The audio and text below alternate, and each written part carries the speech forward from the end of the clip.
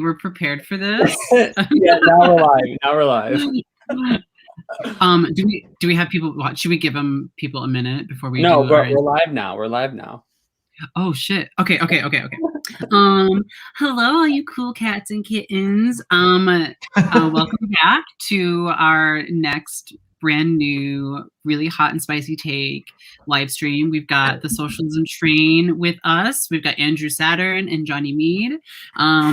Please follow at Bad Space Guy and at Johnny Socialism for their own hot takes and shenanigans. We are going to talk a lot about some other stuff today. We've got, Trotskyists joining the DSA and collaborating with the ruling class again, which, I mean, who could have seen that coming, right?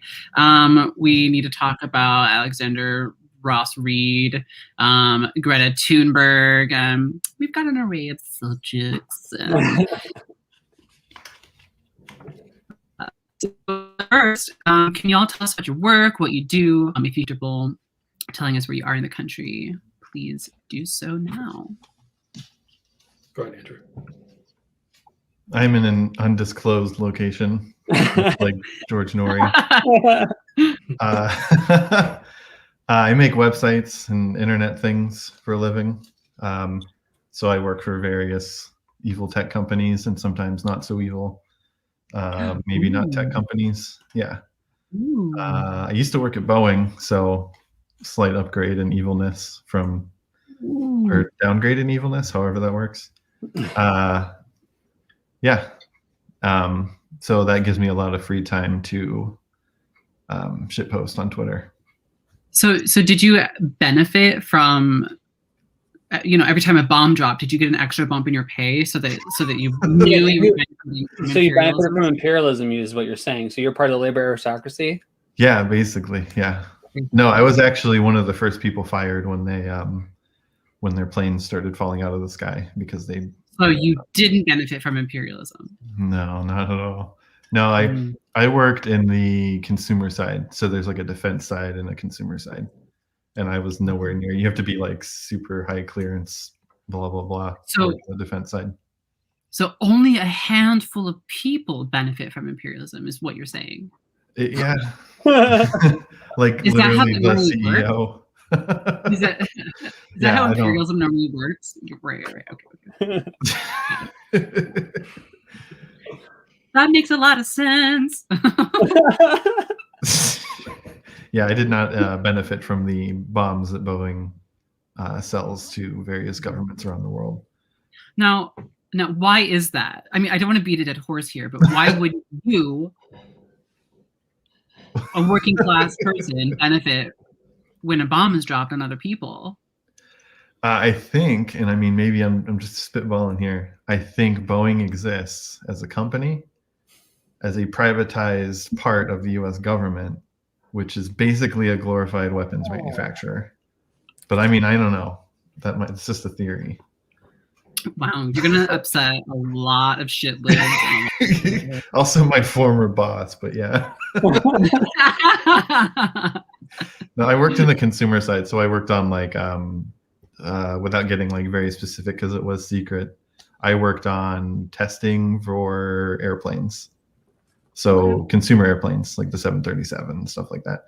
So when the 737 started falling out of the sky, unrelated to anything I ever did, by the way, they started losing a lot of money and laid off like 90% of the area I worked in. Now that leads me to ask you: is capitalism an efficient model of production benefit the working class? No, I don't think so. No, I think it was actually funny. It coincided with the whole pandemic thing. So the pandemic started right as the ramp up to the blowback of the airplanes falling out of the sky was happening. So it was like two kind of shitty situations at the exact same time. So they were just like looking for an example to fire people. So they fired. You should have been whiter. You should have been whiter. You should have been more of a labor aristocrat. You should have been straighter. You should have been. Yeah. No, it's actually they actually even fired the managers. So it was like almost everybody. Yeah. And there was a yeah. union. What's that? See that? Okay, so that's so stupid. The labor, like, no. There was a union. I wasn't actually allowed to be in the union. If you can fire union people, I just feel like there's no labor aristocracy. Like, yeah, no, there's okay. The union. I don't want to like trash talk the union at Boeing because I mean I don't actually know much about it, but the one time I've ever had a job where I was in a bigger union was when I worked in high school at a grocery store, and the union was, which one was it? I don't know. Whichever one does grocery stores in Ohio, one of the bigger ones. And was it the IWW? No. I'm in IWW now, but it's a much smaller union. This is one of the bigger, like, more corporate unions. It wasn't SEIU. I mean, it doesn't really matter, but interesting thing about unions and like my experience with unions when I worked at the grocery store, you had to join the union because it was like a union shop, and then they would take part of your pay as union dues, but you're only getting paid like minimum wage.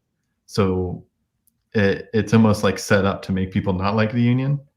But then on top of that, I was told by a manager to go, I was a cashier and it was like a thunderstorm and they're like, go get carts. By the way, this is like 20 years ago. So like, I'm not bitter about it. They told me go get carts in a thunderstorm. And I'm like, that sounds like a bad idea. There's plastic on the handle. It's fine. It's fine. Yeah, it's fine. I mean, the wheels are rubber, so it's fine. Yeah. Right? So, and the manager, whatever he was, literally was like, go get those carts and go out there now or you're fired. And I'm like, you're going to fire me for not getting struck by lightning? So I went home and then I got a call the next day from a labor rep saying that I disobeyed management, so they're not going to protect me. And I'm like, he wanted me to go stand in lightning and hold on to some metal. And they're like, yeah, I don't know about that though. Now that sounds like some labor aristocracy bullshit. Yeah. Okay. If they're if the union is siding with the corporations. One of the biggest ones too was Kroger, which is like QFC and all those. Oh no! Yeah. Okay, wait. So I when I actually worked at a Kroger for like a day because they hired. Did you get fired? They're like, you need to get a haircut, and I had longer hair, and they're like, you need hair. I was in Texas also, no union, but they were like, no, you need to get a haircut, and I was like, well, I actually don't have any money for a haircut, and I'm not just going to shave off my hair, so I need a paycheck before I can get a haircut. Yeah, and so, but when I came to like the orientation, I didn't have a haircut, so. They had a name tag and everything. I filled out the paperwork. I lived within walking distance from the store I was at. So I went to go to work. I had the uniform and everything. And they're like, no, we don't have you in our system at all. And I was like, huh. Yeah. Kroger can eat my asshole. Period. Yeah, they're not a great company. Which I've since learned, but I didn't like the job. I'm not upset about it. It sucked. But yeah, the union didn't even try to protect me, which seemed weird at the time. And like the more I've learned, I'm like, oh, okay. Guess I should have been some of that labor aristocracy I hear so much about. Yeah. So Johnny and Andrew, tell us about your channel. How did you guys come up with the name Socialism Train? There's an Ethiopians song called Socialism Train. They sing about socialism. And it's kind of, I like trains. It's not even that funny. It's like stupid.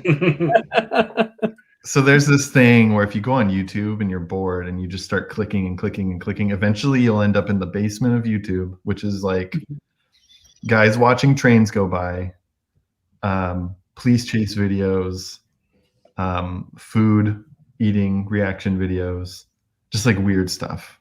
And I would often get stuck in the train videos because I'm one of those guys. Yeah. We both, I guess people can say we have some like unique names for our channels. So that's interesting nonetheless. Yeah, I mean, like ours is ours is just came out of, I mean, I was just thinking of like a name that connected, socialism and veganism. So I thought of the red lettuce. So I thought that went well. So that's how I got the name. I've actually been vegan since I was about 17. Oh, really? Yeah. I'm in my mid-30s now. So, oh my God, look at you. But yeah, that's always, I was very much like a vegan anarchist, like pretty prototypical, like early 2000s, like anarchist of the time, involved in like the anti-globalization movement, and yeah, so just that veganism is like the one thing that's just kind of stuck with me. Although I have definitely have a more nuanced and kind of anti-imperialist take on it, rather than the way that I thought about it when I was 17. So yeah, absolutely. So what radicalized you? Where did your journey start? Really in high school, I with the Iraq War, and 9/11 was my junior year of high school, or sophomore year. I don't know. I was in English class, but that whole mobilization into the Iraq War and just kind of watching everybody, kind of in a snap, just really get pulled into this narrative that was being created, and kind of seeing how everybody was starting at the same time I was becoming more politically aware and active. It was like watching everybody just go nuts. And we had in our high school, they changed French fries to freedom fries and freedom toast, and because France didn't support the Iraq War. And so, I kind of started, there. It was very much, it was like anarchism was in vogue, and that's like punk rock. And so all the, music I was listening to was anarchist, and we had Against Me was our kind of local anarchist group, which I did play at a anarchist collective with Against Me when I was a teenager. Nice. We were terrible. My band was absolutely awful, but they were all really nice to us. But yeah, that kind of is where I started. And then in my 20s I became a dad, and really had to move inward a lot for that kind of expression that I found, and also just really be focused on how to provide materially for my child, and that it's kind of it kind of woke me up out of the kind of anarcho-liberal mindset that I was in, and into especially post-Occupy, and the Obama era, and watching everybody kind of get sold that the progressive idea, and then it was really hiding really nefarious policies, and then kind of just you've seen the cycles enough that it's just now I'm a communist. Mm-hmm. With a capital C. I'm organizing for socialism because that's the transition state, and I organize with the Socialist Party because I feel like that's a good multi-tendency vehicle that is independent of corporate interests, that has the potential to do be something more than it is. Yeah, Thank absolutely. you for bringing up this. Yeah, no, I think we should move on to our first topic, because I think a lot of people might be wondering, what the hell is the Nazbol Vortex? What's a Nazbol? Because this term gets thrown around so loosely lately all over the internet, especially people that actually have a legitimate, like, Marxist analysis of things. So we heard this term being thrown around by our great friend Jabba the Vosh, but you know, he kind of reminds me of like a devolved sponge monkey from the Quizno Subs commercials. That's how yeah. Yes. I mean, people think, yeah, he looks like Jabba the Hutt. I think he looks more like one of those sponge monkeys from the Quizno Subs commercials. He does look like a monkey. But like a devolved form. We're cyberbullies now. Yeah, we kind of are. We're kind of mean girls on the internet now. But I think he looks like if the My Little Pony forum gained sentience and became a person. That's me. Oh my god! I think we definitely should. I think we should break down what a Nazbol is. So whoever wants to take that away, go right ahead, because this term really irks me. You know, you can point to either like the historical meaning or the way that it's being used synchronically and kind of in relation to everything else around. And you know, historically, like it was just a blip in Russia of kind of a little bit of like nationalism that happened. Like Andrew was mentioning, there was like an art movement. Yeah, there was. I mean, it was basically like the aesthetic of Nazis to get attention for a national but more communist type movement. So they weren't saying like, let's put Jews in concentration camps. They were just using the imagery, like a red flag and a white circle with a hammer. Kind of like a Rammstein kind of acting out of an aesthetic.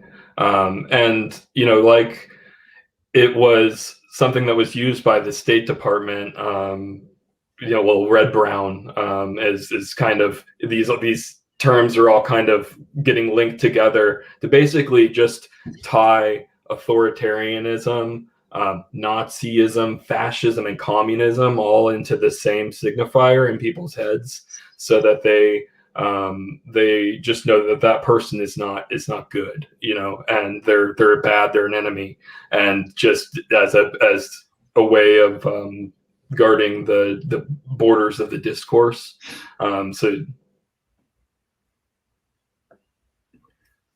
Somebody else, but yeah, it's a way that they can you know, guard the discourse, and you have these figures that kind of sit on the side. That post left is another way you can push people and you know, say they're not left. You know, they're not left. They're not worth listening to. They're post left. And you know, there was an actual like post left that actually meant something before like Jacobin decided like it was their like the people on Twitter they didn't like they would just call them post left. But you can look towards the kind of like anarcho-liberalism as a post left movement that kind of came out of Crime Think and these kind of punk rock 90s modes. Or also you know, there is kind of like a post-structuralist kind of post-left that you could take as well. So it had a lot of actual meanings historically before it kind of got tossed into the Twitter discourse, and then it just bouncing around. It doesn't mean anything. Just like Nazbol doesn't mean anything. It just means a person that disagrees with an anarcho-liberal.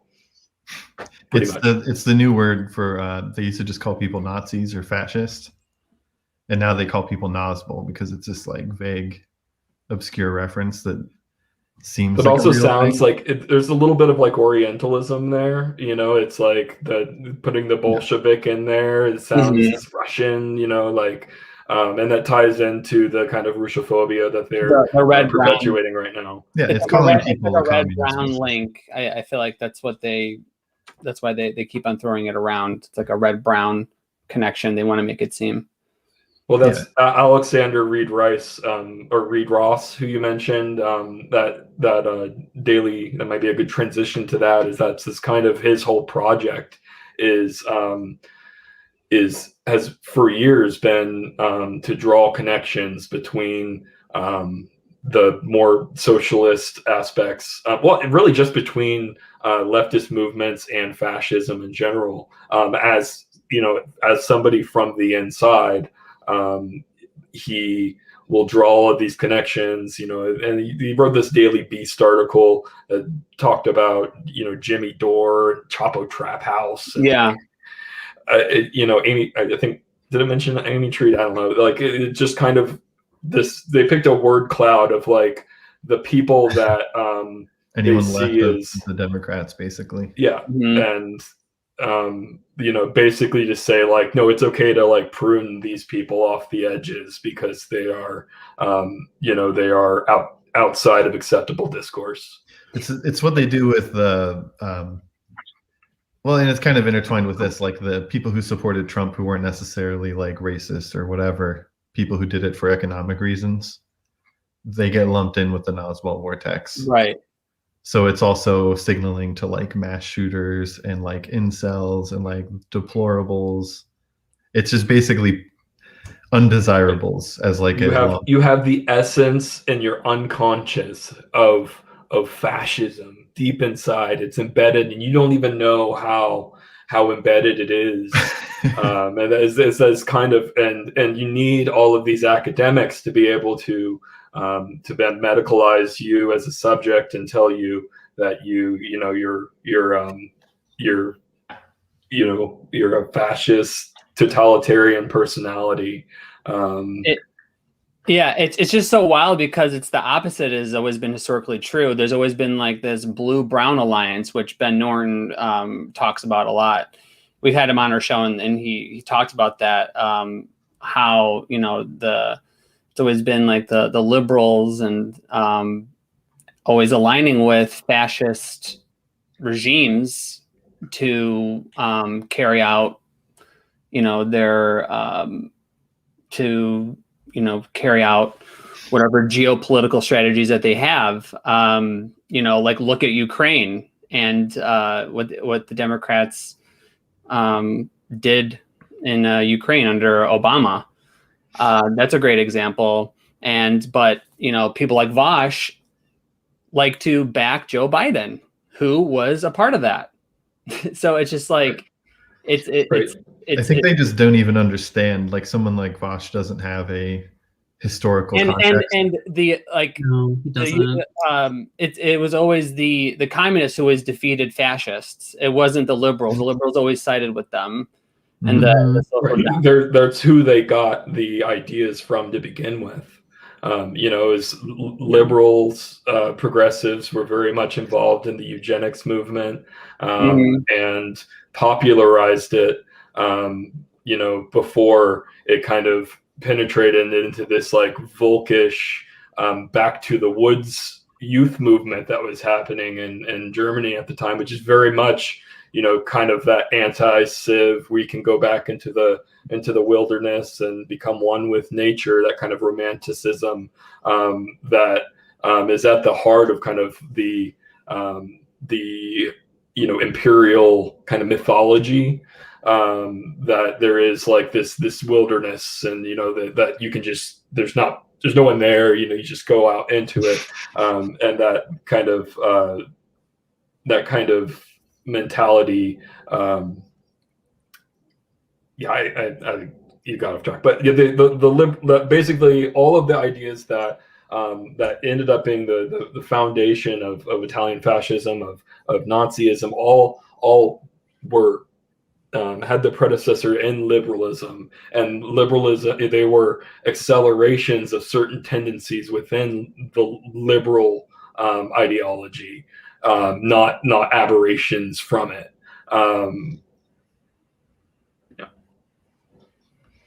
Yeah, when I hear people, sorry, when I hear people talking about, they throw around the term like Nazbol and things like tanky and stuff like that. To me, it just means like they're masquerading as a progressive and they're just being anti-socialist or anti-communist, and they've been tricked into thinking that anybody who is hardcore into human rights and actual social justice is a fucking Nazi. And you say one good thing about the Soviet Union. Oh, they had housing and that might be acceptable to them, but saying like anything good about Soviet people you can name, they're like, oh, weren't they a Nazbol or something like that? Weren't they fascist or some shit like that? And it just seems like a carefully orchestrated, like Orwellian kind of. Yeah, it's like meant to be dismissive. Yeah. You like increase there's always like a whole lot of noise around any kind of signal, and the job for like socialists and communists is really to get to what the main things that are important in the Soviet Union, to look at them and look at them critically, but not in the way that where it's just there's amazing things that were done. They went to space. I mean, it's just and not only that, the influence that the existence of the USSR had on the fact that there were social democracies was not because capitalism, out of the goodness of its heart, realized that human rights are great and we should, provide these goods to the people, but because there was, a countervailing force to the kind of imperialist class, and that same thing is happening now with China, where you have, for all of their strengths or their faults, you have people that just immediately want to go to whatever the worst possible exception they can find is, so that it's a justification for whatever kind of intervention that they see fit, because right. Yeah. I love that you mentioned space too, because like the Soviets went to space, and like Nazi refugees got us to space in the United States. I just think that's so, like, people don't think of how deep that runs. We had government programs to fund Nazi science in this country. And they were all integrated back into NATO. They were integrated, Project Paperclip. They were brought into the United States, integrated into high levels of government. I mean, and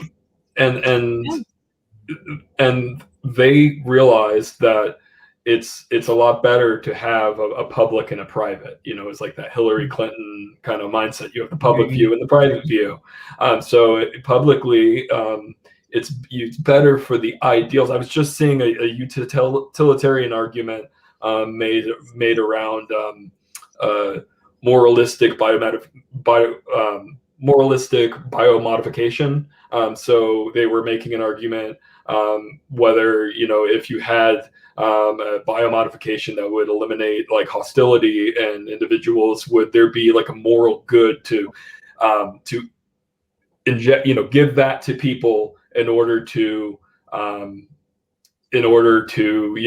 the general well-being, and that the public position, in order to maintain the idea of autonomy, freedom, that like personal independence that is so important for American individuals to have, it's better to remove it so that they can have the illusion of it, rather than just saying like, no, this is what you get. So with the paper, I think Zizek talks about that a bit,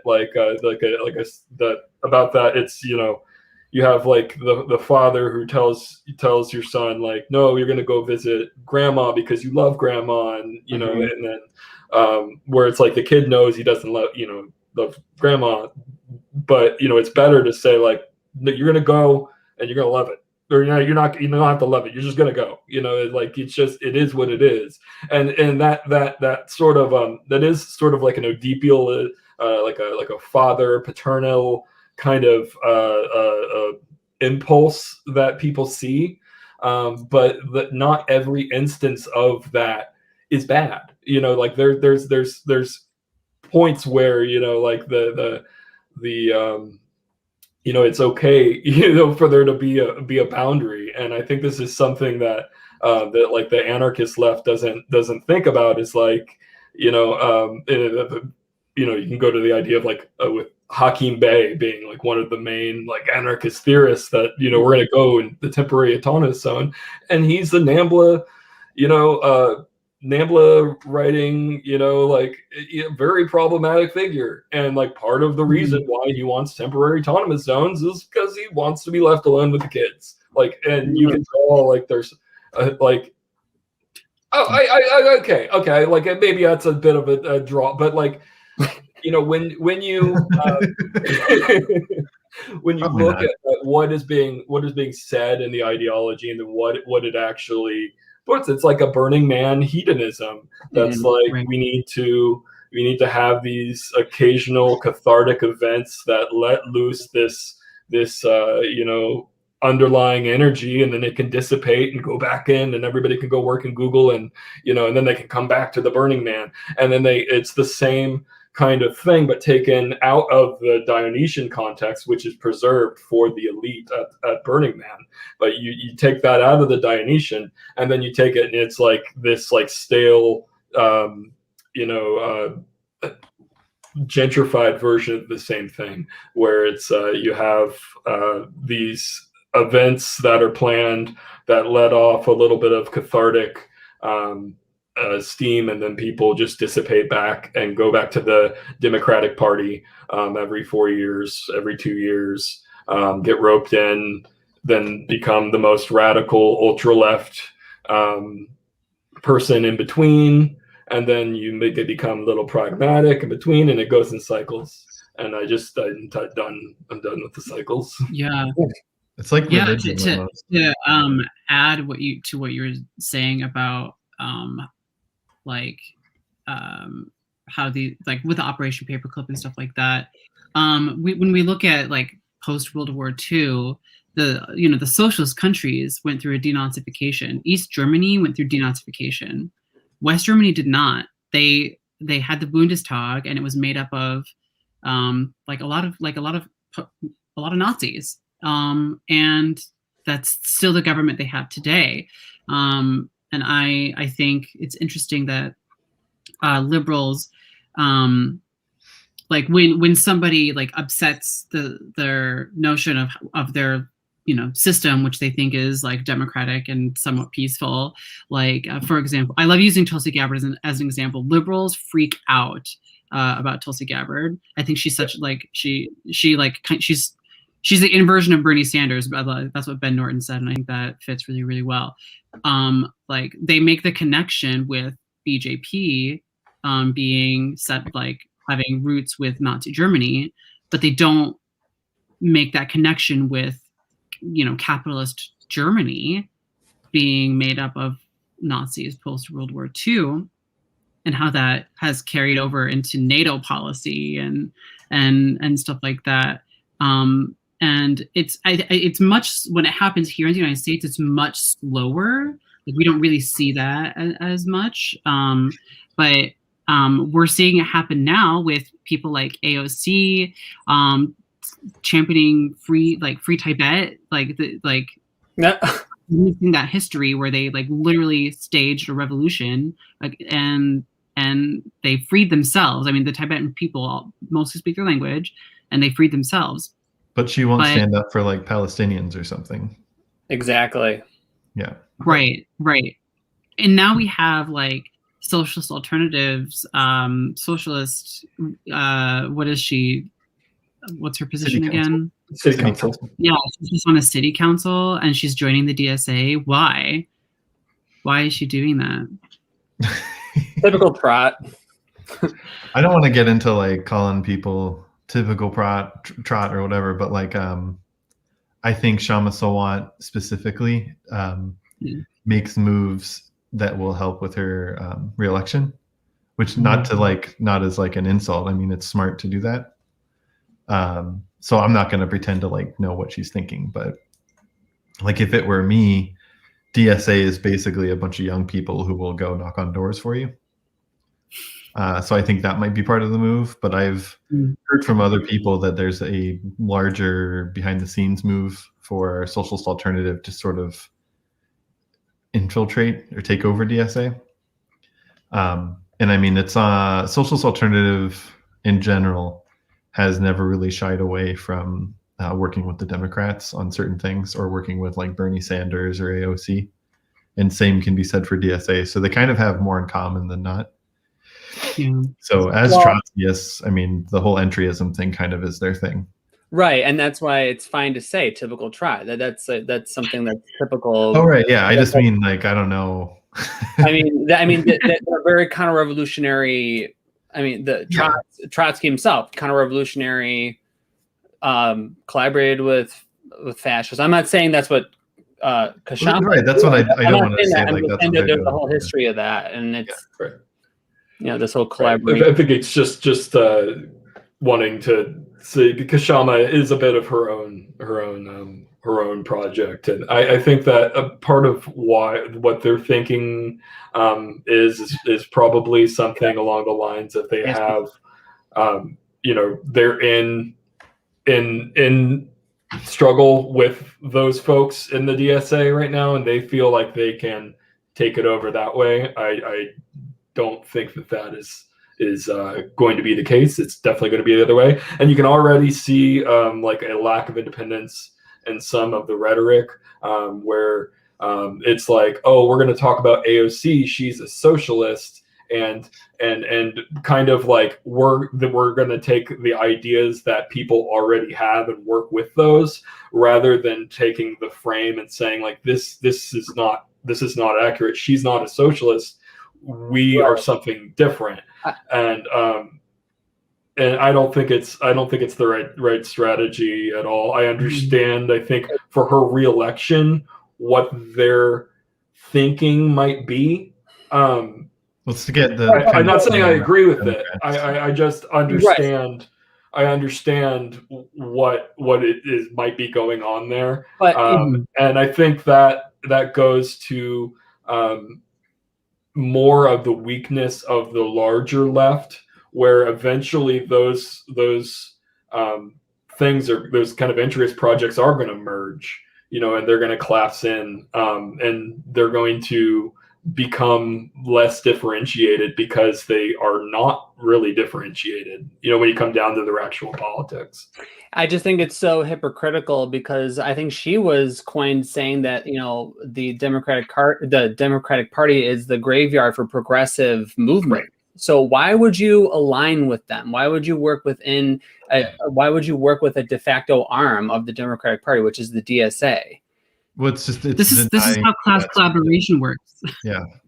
Yeah. This is how people this is part of the red-blue alliance. Like they don't, people don't see, we've got to prop up the Democrats so that we can continue building socialism. Like they don't see that as anything less than progressive. They like, to me, that's a little fashy to me. Like that is the definition of class collaboration: maintain the status quo, maintain the class hierarchy, instead of putting your energy into building anything. Like the DSA is going to door knock for you. I mean, great.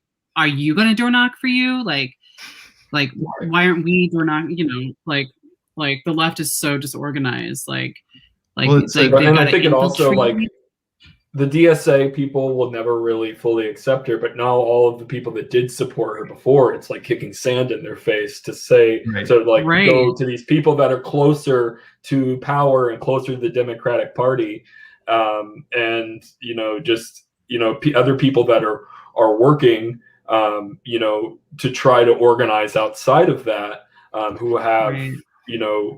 who have lent resources, have lent their platforms to her, have basically just like I said, kick sand in their face, and now they can be laughed at by the Vosh fans. Yep. Well, like our party specifically, the Socialist Party, has at least our chapter in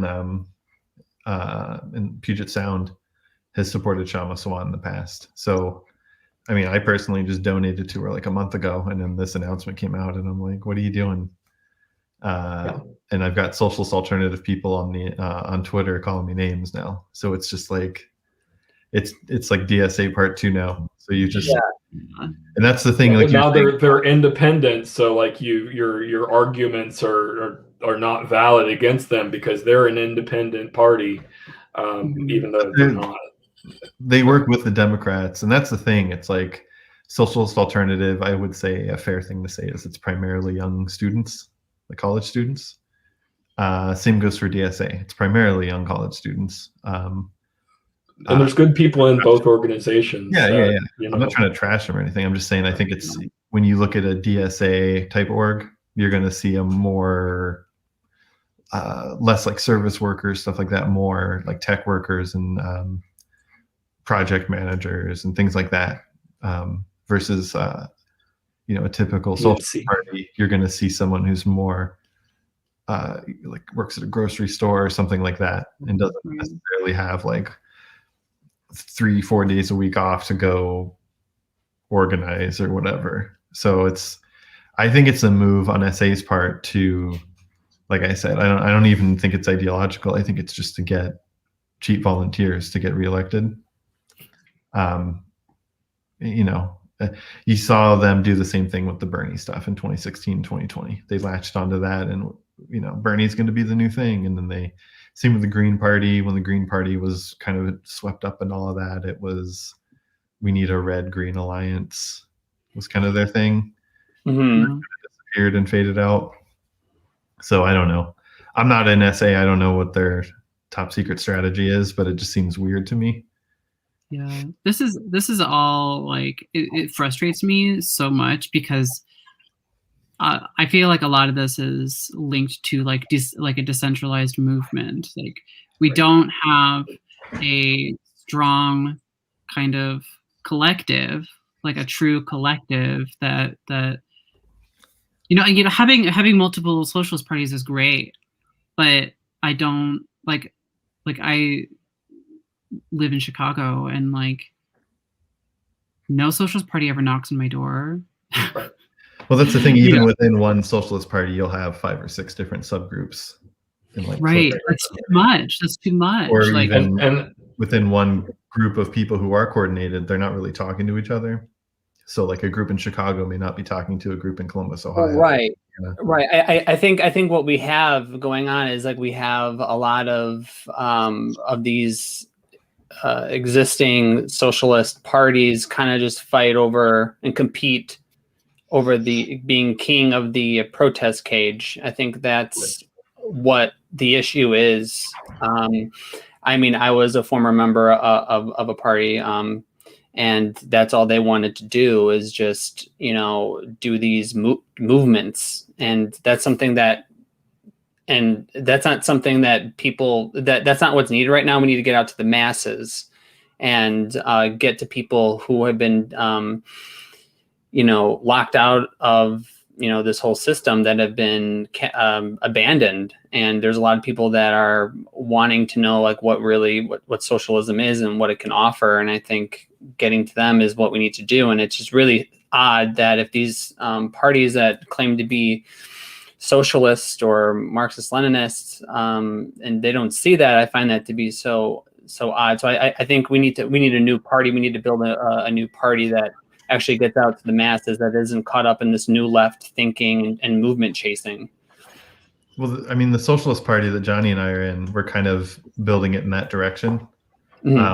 More focused on actually electing people to office to wield power and to enact socialist policies and move us towards a socialist government, even if it's on a local level. And it is a lot of people are really tied up in like the past 4 years was just like basically protesting Trump, whether you were a socialist or a Democrat. I saw a lot of these other socialist parties just like be out there against Trump, and and I saw a lot of them post articles about what happened after January 6th, just like calling everyone there that was everyone there a fascist, a white supremacist, like Nazi. It goes back to the Nazbol thing. I think what it is, it's like a disqualifying narrative. So if there's any socialist left group out there trying to do something other than protest Trump or protest whoever the Democrats say is bad this week, or whatever the narrative is this week, you're a Nazbol or you're deplorable or whatever. And that's kind of like where Johnny and I get called Nazbol all the time, just because I'm saying like, hey, what if like the people at the protest in DC, not the ones who were like shooting people and throwing, fire extinguishers at people or whatever, the people who went there because they thought there was something that was going to happen, how are they any different? That old lady that was just like looked like she was on a tour, that the picture that was going around, like how are these people any different from someone who went to like a Bernie literally saw someone talking about how like I think he was wearing a Trump hat, and he was like, there's no, we still have no checks. Everybody's losing their jobs. Like people are hungry, like, and they're not doing anything. And this is not okay. And like, that is an opportunity to talk about class and to talk about how the system. You don't have to talk about class, just talk about populism. Like to talk about the fact that Trump, the so-called worst president ever, did a better bailout for working people than Biden just did. Yeah. And Biden controls all three branches of government. Mm-hmm. Why is it that Joe Biden and the Democrats gave people less money and gave that money to fewer people and allowed that money to be taken by Democrats compromised with Republicans on so many things, and not a single compromise voted for the fucking bill. They didn't even compromise with the Republicans, though. They compromised with their own people who were more conservative, with like two. And then the most infuriating thing is when you watch these like AOC Instagram streams where she's talking about like, oh, we wanted to get this in, but we had to fight this. Yeah. Like who are you? It's you. It's your party. Like, what are you talking about? Exactly. They'll let you do it. They act like there's some secret shadow government not letting them do things. Right. And they just don't. They don't want to do it. Yeah. It's their donors.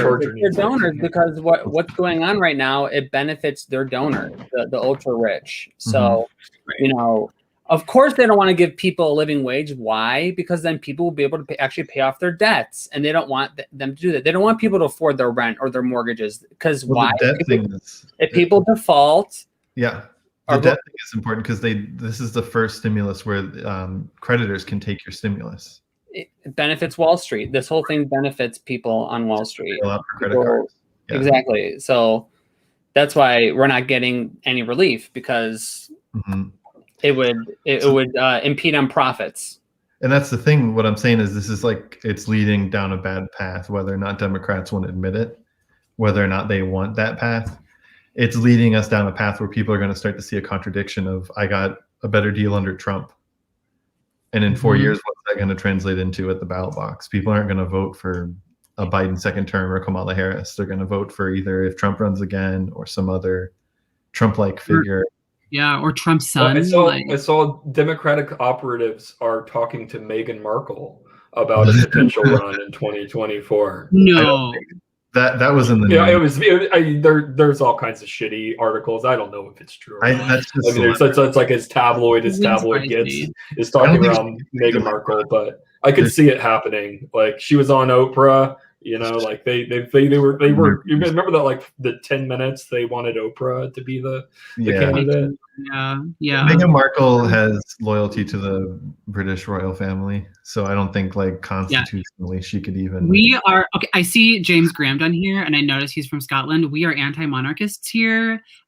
We support Yes Scotland. We support Yes Cymru. Decolonize Ireland.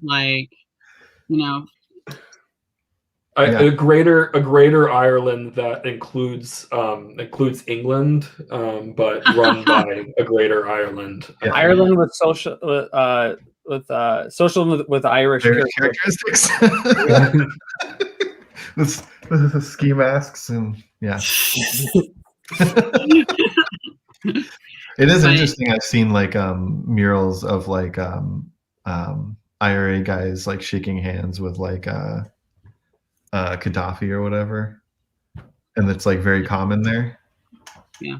Because like growing up when I was younger, it was like, oh, Gaddafi's this big evil guy, and then the more you learn about it, it's like he just wanted to get off the dollar.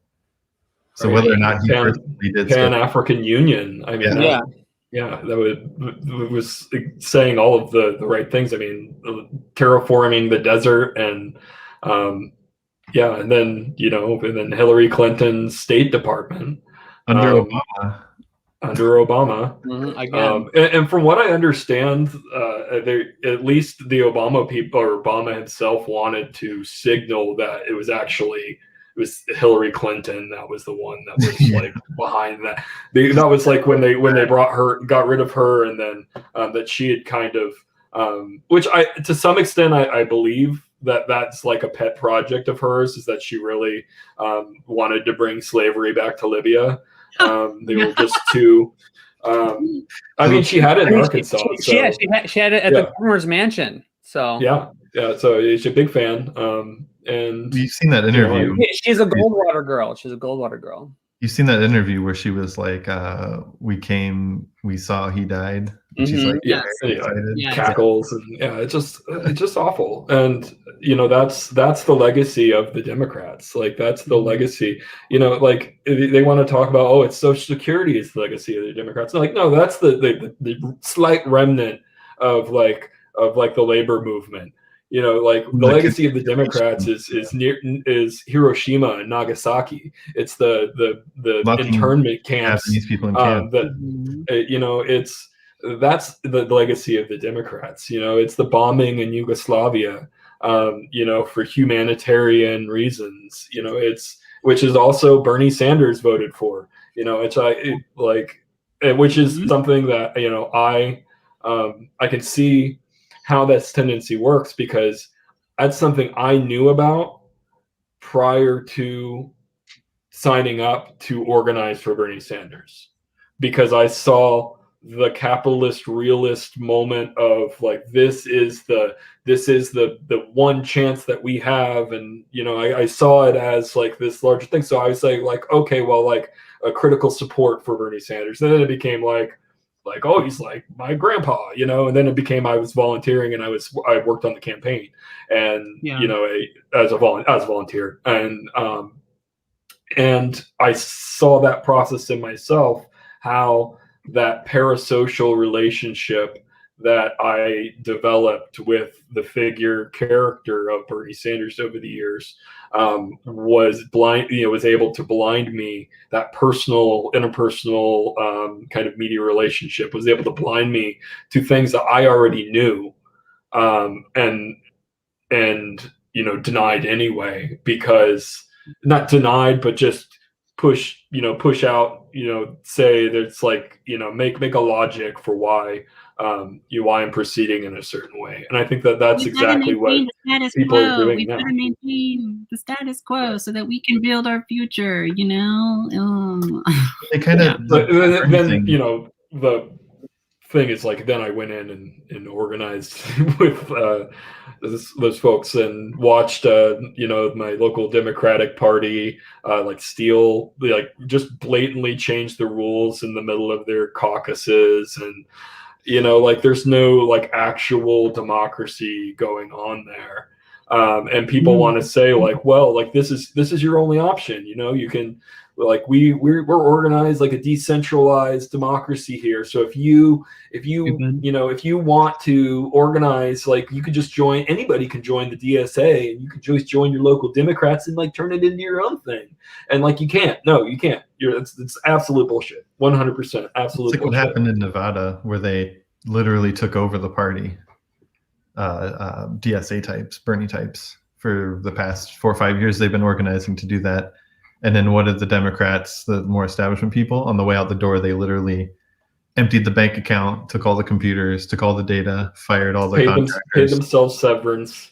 And what they're going to do is they're going to create like a shadow party infrastructure that will work, because everybody's still kind of thinking in these very like, you know, just kind of boxes where it's like, yes, this is, you know, we took over the party, and it's like, well, what do you really have? You know, like it's the you name. Don't really have, it's just the name. They took everything that actually is tied to material power. And if you don't have a materialist analysis of political economy and of the way that all of this functions, then you're gonna have this like Pyrrhic victory where you say, yeah, we took over the party, and it's like we saved the city, Patrick, and then the SpongeBob and Patrick and the whole city's on fire. Like that's what you get. And I don't see. Yeah, and Johnny and I both worked for Bernie.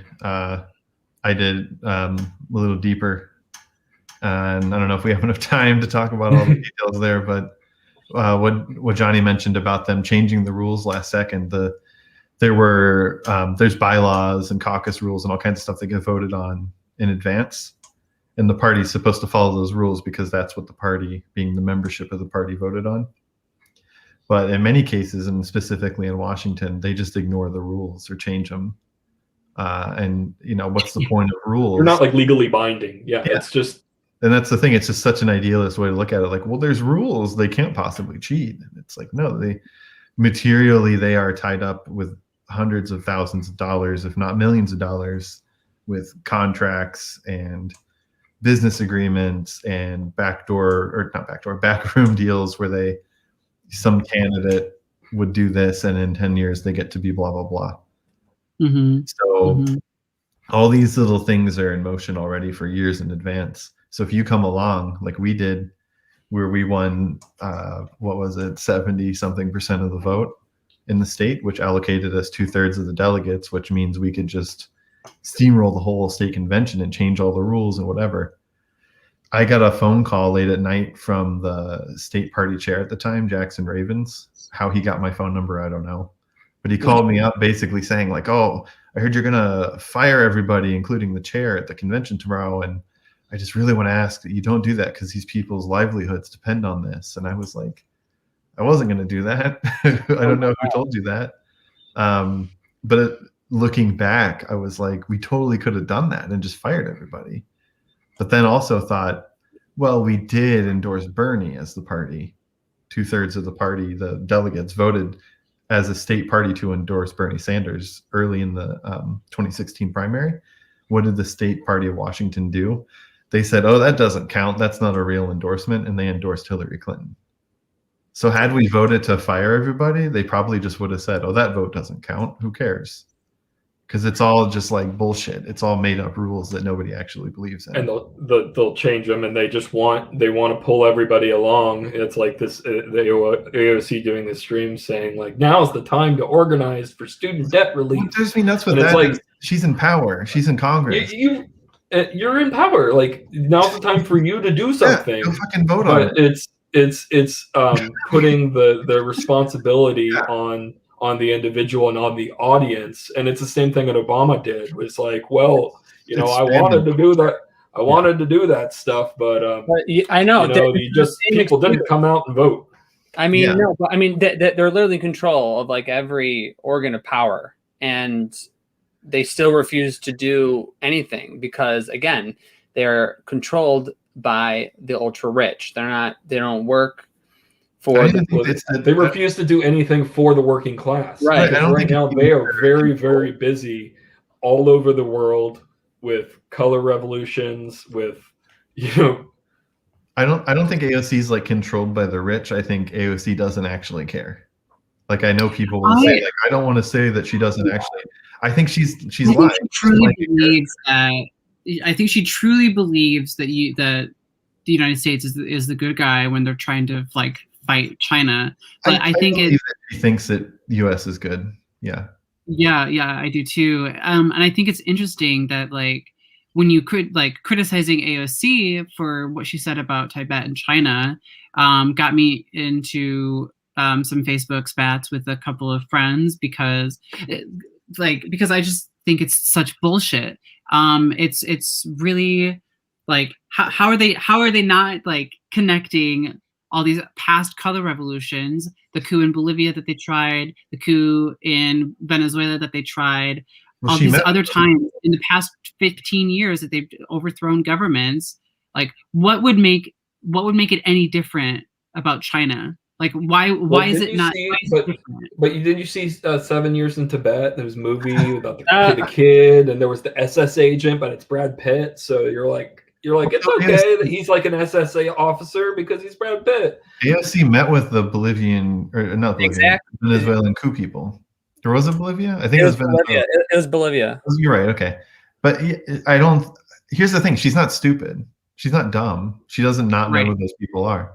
She has a double major in like world. Right. She international affairs and economics, and she interned in she worked for Ted Kennedy's office. Yeah, she translated for foreign affairs. Right. She knows exactly what she's doing. She's not stupid, and she went to a fancy school. She's like, I'm just a bartender from the Bronx. She was a bartender for like not even a year, like 6 months. Honestly, I mean, I saw this on Twitter today. I forget who said it, but the only time she's ever served people is when she was a bartender. She literally serves the capitalist class, the imperialists. I mean, she's a monster. I don't know if she's a monster. I think she's a shitty actor. No, she knows what she's doing. What'd you say? I think Johnny was mouthing, yeah, she's a monster. She's a monster. She's a monster. She knows what she's doing. She's not dumb, like we're saying. She's not stupid. She used everyone to get where she is. She knew what she was doing. I think she knows what she's doing in terms of like power and all that. I think she doesn't know the extent to which she could use that power for good. She said all these things like to get elected. I mean, like I don't think that she actually has any desire to. That's what I'm saying. She doesn't. Right. If she understood that she could actually make a major change, maybe she'd actually want to do it. I don't think she understands like how simple it is. All like this whole force the vote thing where she plays this game, and maybe she is lying and she's just a monster. She is. The whole force the vote thing where she's like, oh, we can't because there's these rules and we have to do this and this and this and this. And I think she's rules that they can just make up, right? Well, I mean, it's rules, but it's like goes back to what I said about the Democrats. Like, no one follows the fucking rules. They can just change them if they want to. And the rules are only there to keep the left in line, right? Because it's like everybody else has shared interests. So right, like when they said the parliamentarian says we can't do this thing, blah blah blah. But the parliamentarian is the person who is there to have like a big book of all the rules that they wrote. So the parliamentarian didn't say like, I'm the boss and I say this. The parliamentarian's like, well, that rule you wrote is this and this and this. So just so you remember. And then they're like, the parliamentarian said we can't do it. And it's like, no, you said you can't do it. And the parliamentarian's reminding you of that rule you wrote that said you can't do it.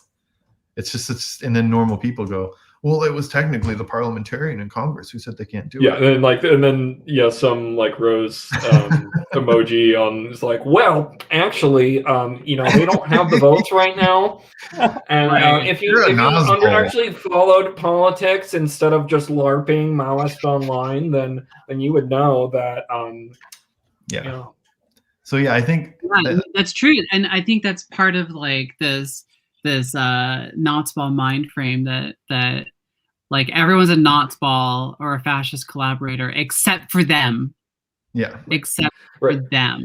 Which when you actually go in and look at the people that are crying the loudest, Alexander Reed Ross is working with Department of Homeland Security and other intelligence service agents right now.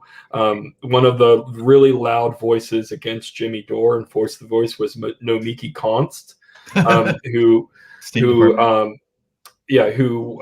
trained with the Truman Institute for millennial thought leaders, and then prior to the Obama administration's invasion of dealings in Libya, she went there to prepare thought leaders on a humanitarian mission.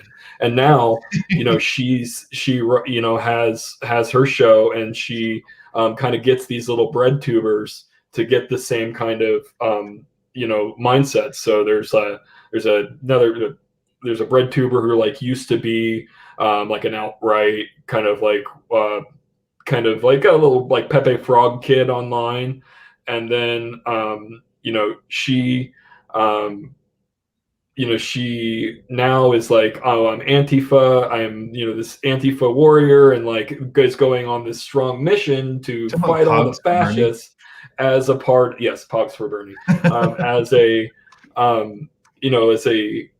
It's like almost like they feel like they're doing like retribution for like what they did before. They're going to fight fascism even harder, but they're just willing to see whoever, and they never really got rid of their anti-communism or their white supremacy or anything else. They just got a nice new shell to put on top of all of it that allowed them to sell it to a new audience. And I think a lot of these people like Vosh and Zanderthal and all these little bread tube Twitch stream liberal anarchist global order people, they want they're willing to say like, first and foremost, we represent American geopolitical interests, and so then they are given the largest platform, because it's really, everybody thinks it's ideological, and it's like, oh, these are the hoaxists over here, and there's the anarcho syndicalist. No, it's all your like geopolitical alliances and people that are taking stances based upon that, and then coming up with the justification afterwards for why they support imperialism. But it's all just kind of like a fandom thing also, all the bread tube people. Like, it's a lot of just like personality and like pro wrestlers, like Hulk Hogan wasn't a good guy. He was this guy, and the other guy was the bad guy, and they would fight. And then after the wrestling, they'd go out for drinks. So like all this stuff is just kind of imaginary to kind of waste people's time. Yeah, I mean, I just think people like AOC and the squad, or the fraud squad, we should call them, I think they're just really prime examples. They're prime examples of why we should not be organizing with or around the Democratic Party. They are anti-worker. They're for the imperialists. They're for the ultra rich, and any party like what we just discussed, the Socialist Alternative or any other like organization. Even though they're a non-governmental organization. They're not a political party, even though they claim that they are. Yeah, I know. Yeah. Well, there's also all the PACs that work with them. Part of the class collaboration. This is the fascist shit that a lot of these rad libs accuse like Marxists and communists and socialists of being Nazbols. Like, they're trying to tell us that we are collaborating with fascists, or that we are fascists ourselves, but they're willing to accept so much hateful rhetoric and legislation from the ruling class party. That makes them the class collaborationists.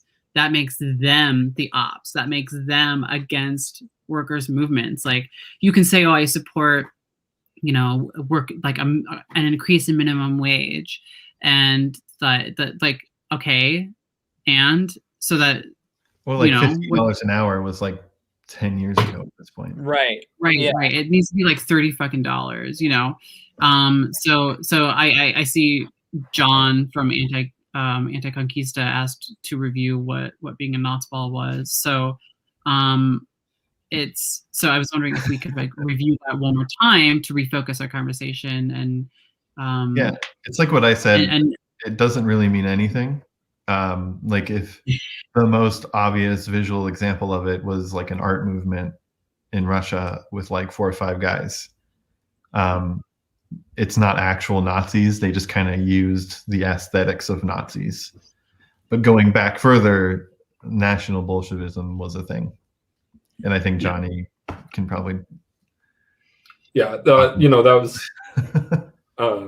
you know, there was, you know, within the parliament, you know, there was after the fall of the USSR, you had national Bolsheviks that were part of a liberal coalition that you know, opposed the neoliberal order that was in there at the time, and they were smeared as red brown and as you know, as Nazbol. They were kind of tied into this association between fascism and communism, and that is really what it goes down to, is that there is a concerted effort right now to conflate actual class-based analysis of politics with some kind of like if you're just saying like you need to acknowledge class and to see things through a class lens, then you're saying that you actually don't want to acknowledge anything else. Like that's the only way. Like it's actually just like this really crude. Yeah. And you know, that's but it's just a challenge to identity politics is what they don't like about it, because the identity politics lens is what is like, well, that makes it where you can, you know, you can listen to the ruling class and say yes, Meghan Markle, yes, you can be very, you know, very, even though you're literal royalty, right. Or you know, Hillary Clinton going on saying that, you know, there are politics, you know, it's directly used as an attack against the Sanders campaign, that, you know, he was too focused on, in 2016, on class-based politics, and then they internalized that. And that's part of why he lost in 2020, is because he let all these rad libs go in and take over his campaign and cut off, you know, what little bit of connection he actually had to the working class. Well, he kind of abandoned all of his more economic policies and focused more on the social identity politics policies of intersectionality and saying the right words and playing within the lines of the discourse. And that's why he hired all those people, like the lady who did People for Bernie, and basically a bunch of journalists and like radlib Twitter people. And they just kind of, Bernie took our money and paid these people to not help Elizabeth Warren's campaign, basically, is what it boils down to. Like half of them had one foot in Elizabeth Warren and one foot in the Sanders campaign, and were trying to like hedge their bets because they thought that it was more likely that it was going to be Warren, and so they were trying to you know, keep that. And then, you know, that ended up with the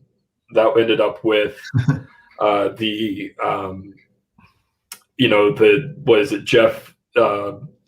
Oh, yeah, I've already pushed his name out of my head. The main Sanders person that came up with Jeff Weaver came up with this super PAC where he's taking corporate money to help Biden using all of the Bernie branding, and that was he was planning that during, you know, way months Weaver's ahead.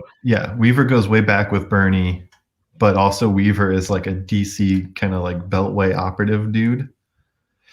And at the same time, these guys are like kind of like the low rent DC operatives, because like no one actually takes them seriously outside of this sort of fringe progressive whatever.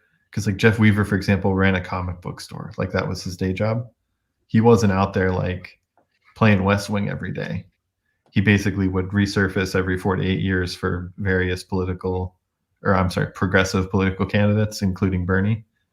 So that's the thing. It's like these people are just kind of like, I hate to use the term so often, but they're just like grifters. They just kind of served as a place to kind of funnel money to then funnel it further down to something else. So there are a bunch of people like that who had like a redemption arc, like that one guy on Twitter, Peter Dow. And he posts all the time and is like, this is insane, how did I not see this? Whereas like 4 years ago, he was the one calling people crazy for saying stuff like this. So it's just kind of fun. I mean, at the end of the day, these terms are so useless, and it's just so irrelevant, and just not based in any like fact. That's the thing. I try to avoid like these it's so dumb because they're all just grifters. They're all just con artists and like charlatans who just roll into town and say, I've got the latest, greatest candidate and you got to vote for him because if you don't, it's our last chance in this generation and blah, blah, blah. And that's exactly what they did with Bernie, is they just kind of wheeled this guy into town and they're like, look, he's like the populist who's going to save the world and he's going to bring us all Medicare for all and whatever.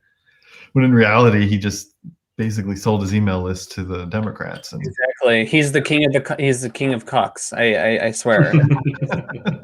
Honestly. And it's the thing, a lot of us, Johnny and I both fell for it, but there were also people early on who were like, it's the same thing.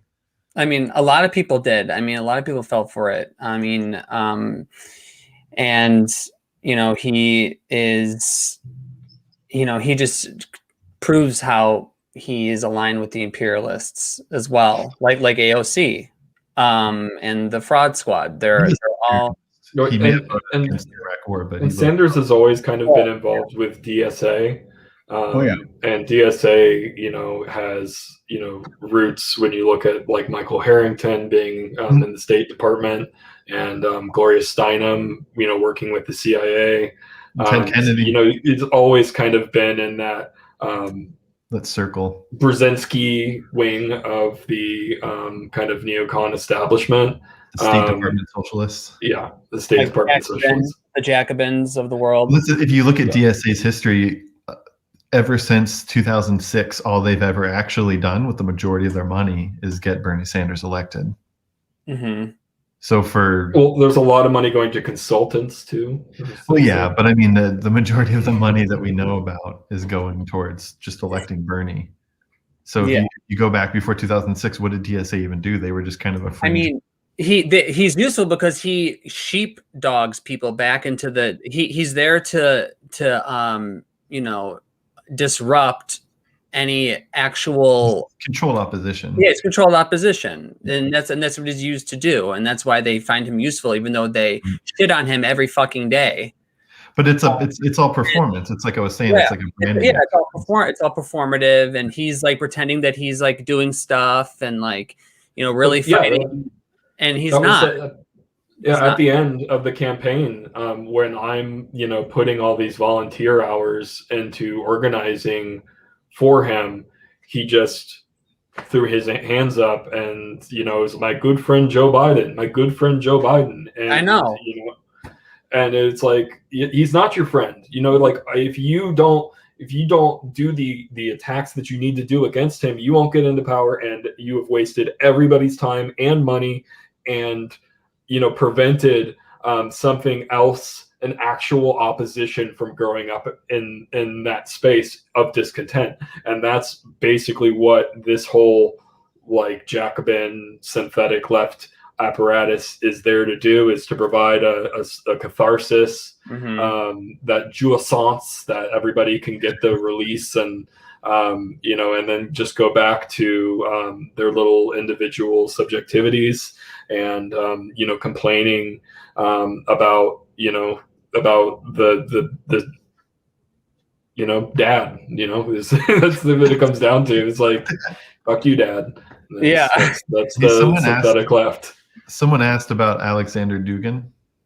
It flashed on the screen for a Oh second. yeah. They were wondering. Yeah, I saw that and I immediately grabbed my copy of the Fourth Political Theory. I was trying to find where Nazbol confirmed. But I do have this book, and it is quite interesting. Because that's another term I hear getting thrown out a lot, is like, oh, you're a Duginist, and it's he's just a Russian guy. It's just, that's all he is. Here's the question. Yeah. Well, he was involved. That's what I was joking about. Yeah, he started the National Republic Party. It's been banned and defunct. Well, it was never a party. That's the thing. Yeah. So somebody else. It was legally never a party. And that's the thing. A lot of people try to say like Dugin's a Nazi or whatever, but it's just, he's just another, I don't even think he's a politician. He's more like a theorist. He just writes. Yeah. He may have ideas people disagree with, but he's not like calling for mass murder or anything like that. He's Yeah, like, he often does the three arrows. He's like against fascism, he's against communism, and against monarchy. Yeah, or I don't know whether he says he's against communism and he's against fascism. So I don't know why anarchists don't like him more. That's the thing. He's a very he's a Russian thinker, is what he is. Yeah. A lot of people. I don't know if you guys are, if you know Caleb Maupin. Yes, we love him. We love Caleb Maupin. A lot of people call Caleb a Nazbol because he sat at the table with Dugin one time. It's ridiculous. Apparently is like, well, it's just because he works for RT. I mean, like that's what it all comes down to is smearing him because he works for RT, does international affairs reporting on issues that the State Department doesn't like.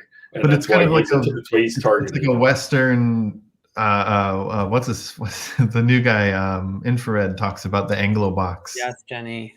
And it's just like a kind of a Western chauvinist way of looking at things. Because if we had a politician or a thinker like that here in the U.S., which we have a ton of, he'd probably have a show on Fox News, and he would be like a mainstream guy.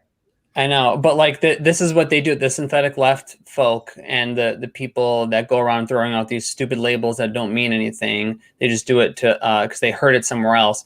They don't. They're against like.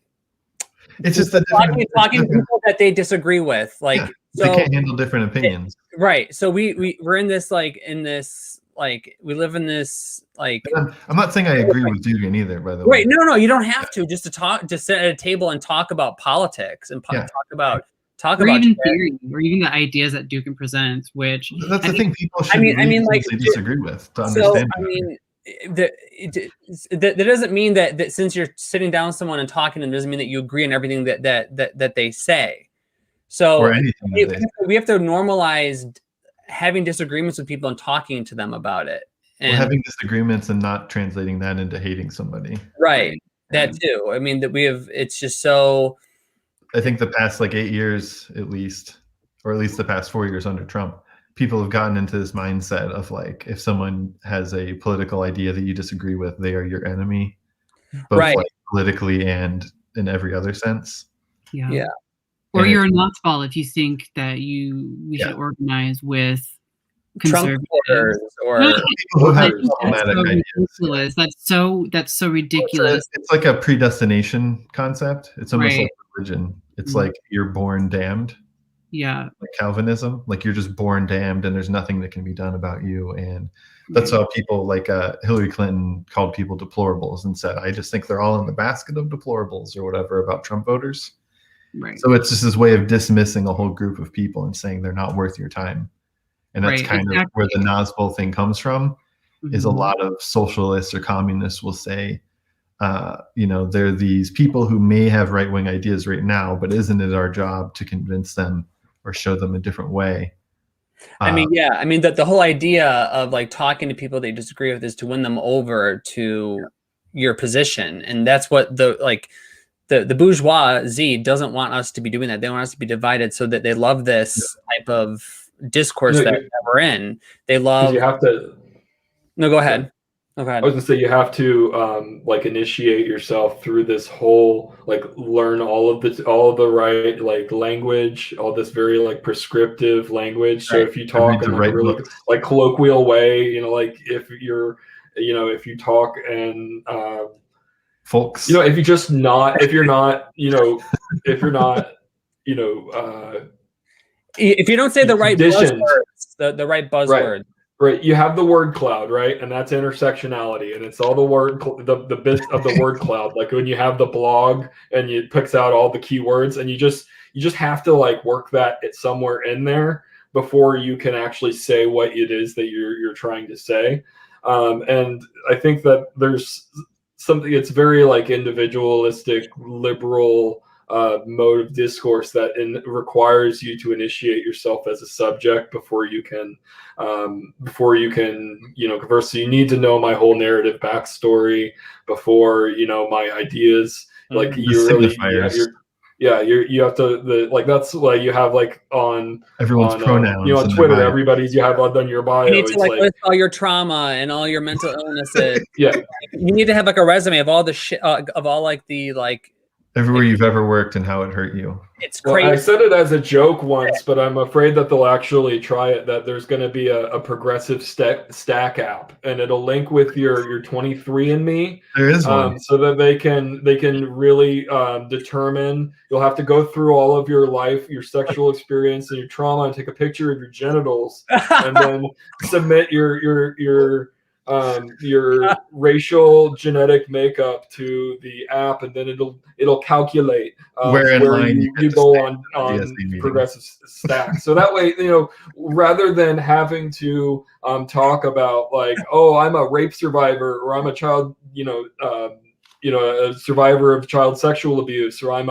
any of these things, you have to go through that whole discourse in a group setting and reinitiate the trauma in order to be able to have an experience. And also it reiterates the sort of liberal representationalism where any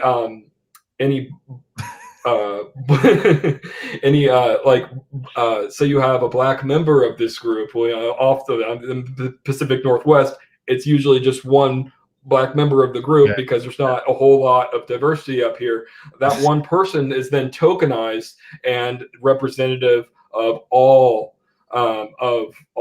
black people, and in the same way, like they'll take native issues and they'll collapse all of them into native issues. Yeah, and then it's we want land back, but you want land back for who? And then for the Native Americans. Okay, which tribe? Well, it's not even the native tribes. Within each tribe, there's different parts of whatever, and you have like royalty, and you have like working people, and it's just like. Which is not to say I don't. Yeah, not to.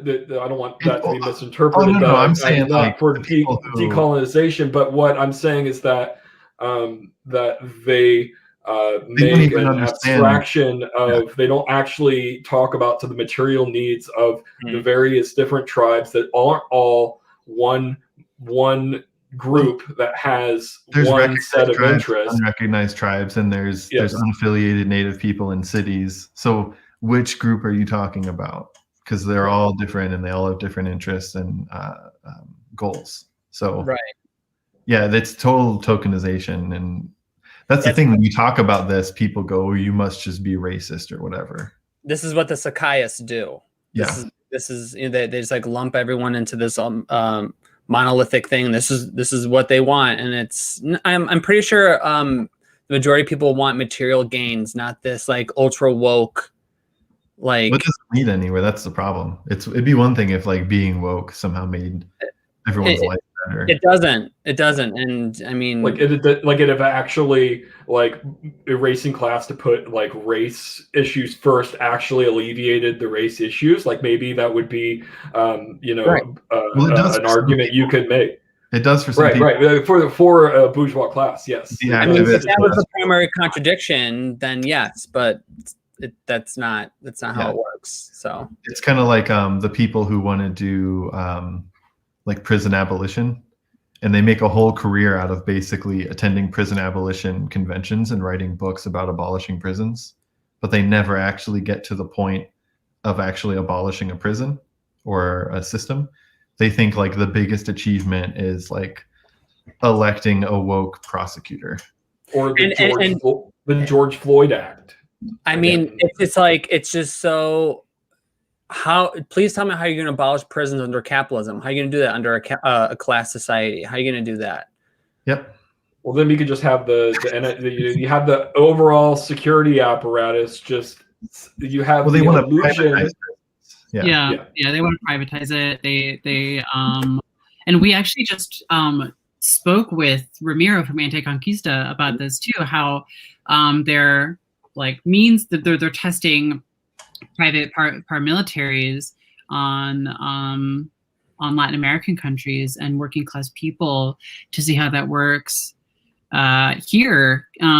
So I think that's something we really need to keep in mind when we as we're criticizing American foreign policy and talking about how we're transforming just like the criminal justice system here, because it can look like it's there's always going to be some form of slavery without you know. Well, that's all prisons are, is slavery. It's like society. If you look at the prison population, it's like 75% non-white people who didn't actually do anything. Exactly. Yeah. Never had a trial either. Yeah. Yeah. And yeah, most of the people in prison, or the most people in jail right now, haven't been charged. They're usually awaiting trial, or they couldn't make bail. Right, right. And or it's like and it's usually for like a drug charge, like possession or something. Yeah, it's always for like a non-violent offense of some kind. Yeah. Or like robbery related to a drug, like they were high and like broke into a car or something. Mm-hmm. Which is just like gonna always be like, or they just didn't do anything. Like literally. Yeah, people get arrested for like not paying tickets or not paying fines, and it like kind of just snowballs from there, because then you end up in jail, and then like you lose your job, and then like how are you going to pay the fine? And yeah. And then there's a whole complex that is set up to kind of keep you once you've fallen below that threshold, you're meant to be kept underneath that threshold, and as like the lumpen proletariat and stay not even that. We're not even gonna. I mean, it's a whole separate topic. We could spend hours talking. There's people don't even think about. Also, a lot of times you lose your right to vote when you go to prison, and a lot of states still don't give you that back. Or if they do give it back, it's really difficult. Like in Florida, you have to go before some kind of a like tribunal, and they like basically say no. Which is what Florida's the perfect. Oh, go ahead. Oh, sorry. Yeah, no. So since we're talking about like Nazi collaborators, I think it's interesting that like during and after the Capitol riot, people were like, liberals were like supporting these people in jail and getting arrested. Yeah. Literally anarchists. All these ACAB people, all these ACAB folks, like people were like doing like video analysis and like enhancing video footage, and like that's the thing is like if these people were really like extreme operator terrorists, do you think they would have been live streaming every move they did? Exactly. Like the world from multiple angles. Right. Or if anything was ever outside of like the control of like the people that were actually in charge, like of course they knew exactly what was going on, and they wanted it to happen because it provides this justification for we're still doing hearings on it. Like it's never ending. Yeah. And in a way to continue the Trump era, now that he's gone, he can be the phantom specter of Trump, and of Trumpism. Was it and like to go back to we were talking about AOC and all that stuff, like her whole thing of saying that she almost died and like playing victim and like kind of instead like this time where we're supposed to be like people are losing their jobs in their homes and we're waiting for a stimulus check. And she uses her power in Congress to hold like a struggle session, a therapy session. To talk about how she almost died 15-minute walk from the Capitol in a very secure building. Yeah, I know. Meanwhile, people are literally in bread lines and losing their homes and dying of a deadly disease, and you want to talk about how you nearly died when you didn't? Like, it's performative. It's so performative. She's a sociopath. She's a It also gave everybody. It rallied the troops around her because she was getting all the heat for force the vote, and then so if you criticized her in that moment, you're a Jimmy Dore, red brown. Right. Well, you're literally just like her attacker. No, she literally sent her little her little followers after people to like combat the disinformation and attacks. Like she literally sent people out to like do her bidding. We are under attack. Yeah, and that's why she's under attack. Just terrifying. Absolutely terrifying personality. She's a neocon. Yeah. Basically, I mean, she's not a socialist. Somebody had a comment. Ain't a socialist. Sure. None of them are. Nobody that's in the Democratic Party. So I think to kind of summarize, like we need to support socialists and cheer when a good piece of legislation is passed. Like anything that benefits us is great, but like, let's be serious. We need to take that power, and we need to replace the dictatorship of the bourgeoisie with the dictatorship of the proletariat. And that means giving power to the people to have authority over capital. So we can't do that by infiltrating these movements. We can't do that by collaborating with the status quo. That's class collaborationism. That's fascism. We don't support that. We need to build, we need our movements to align under a single banner of labor and organized. We can't have them be decentralized and just absolute chaos. Like that. Let's leave that back in the 90s. Like, let's leave all the crime think posters and smelly like punk rock. Yes, I mean, like, you be smelly punk rock. I don't care. But as far as politics go, we leave that back in the 90s, and we can kind of like the. I don't mean to smelly punk rockers. I'm sorry. They can come too. Smelly punk rockers. I didn't mean it. I didn't mean it. I mean, shower, please. I don't want to have to smell your body, but yes. You guys just reminded me of the Occupy Wall Street poster that just said "Bring tent." Yeah. I mean, we definitely need a revolutionary party in this pre-revolutionary stage that we're in. We're in this like awakening period, and I think we need to start getting to the masses and start building a party that actually stands for socialism, and what that would look like here in America, because I think people are ready for it. I mean, now especially with over half of the population disapproving of both parties, this is the time to do it. And especially when imperialism is underdeveloping America and the first world, people are losing their jobs, their wages are going down, the standard of living has drastically decreased.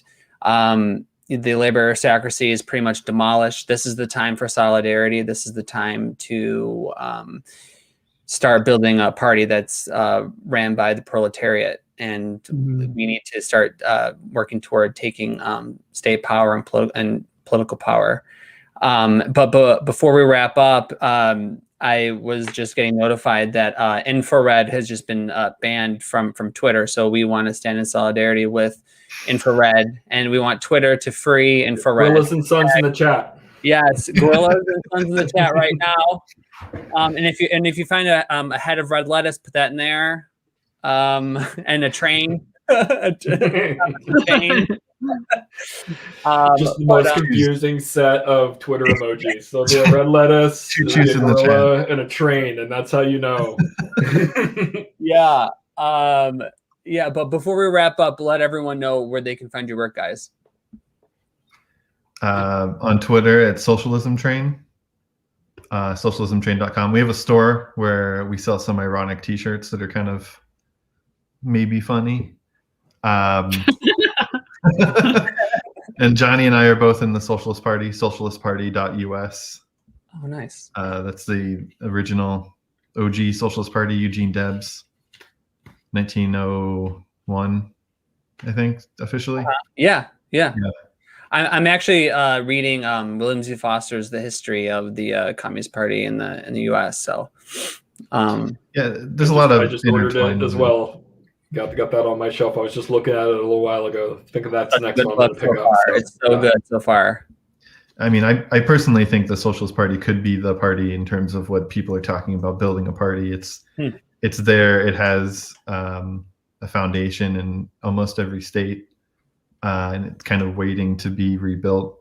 It has a history. People recognize it. The name is very simple. It's multi-tendency. It's electoral. I mean, unless we're talking about changing the whole structure of the country, gaining power at this point means via the ballot box. But we should definitely put a link to that in the description.